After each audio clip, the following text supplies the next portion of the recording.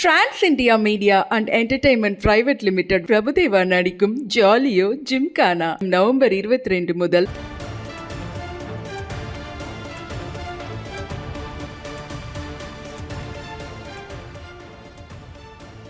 அதிமுக ஆட்சியில் நடைபெற்ற டெண்டர் முறைகேடு தொடர்பாக அறப்போர் இயக்கம் தொடர்ந்த வழக்கில் எடப்பாடி பழனிசாமி உயர்நீதிமன்றத்தில் இன்று ஆஜராகிறார். அண்மை செய்தியாக இதை பார்த்து வருகிறோம். இது குறித்த கூடுதல் தகவல்களை நமது செய்தியாளர் சாமுவேல் எபினேசர் வழங்க கேட்கலாம். சாமுவேல் எபினேசர், அறப்போர் இயக்கம் தொடர்ந்த இந்த வழக்கின் முழு பின்னணி, இன்று அதிமுக பொதுச் செயலாளரும் தமிழ்நாடு எதிர்க்கட்சித் தலைவருமான எடப்பாடி பழனிசாமி ஆஜராகிறாரே, இன்றைய விசாரணை குறித்தும் முழுமையான விவரங்களை நீங்க பதிவு பண்ணுங்க.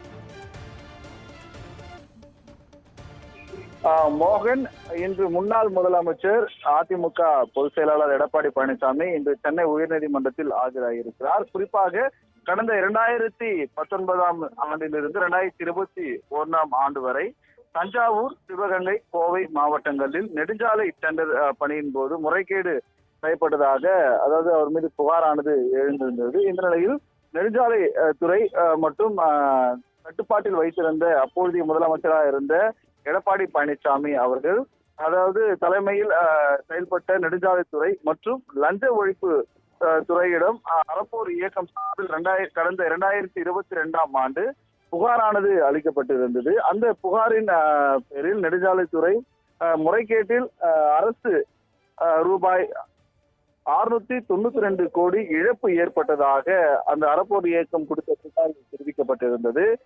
இந்த நிலையில் இந்த வழக்கு விசாரணையானது தற்பொழுது வந்த நிலையில் தற்போது அறப்போர் இயக்கம் கொடுத்த புகார் எதிரான சென்னை உயர்நீதிமன்றம் கடந்த 2022 ஆண்டு எதிர்க்கட்சி தலைவராக இருந்த எடப்பாடி பழனிசாமி அவரது வழக்கு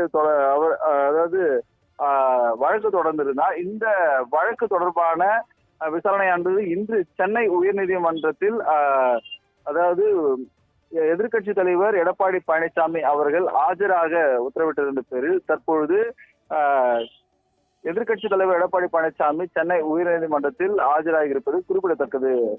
மோகன், விவரங்களை வழங்கியதற்கு நன்றி சாமுவேல் எபினேசர்.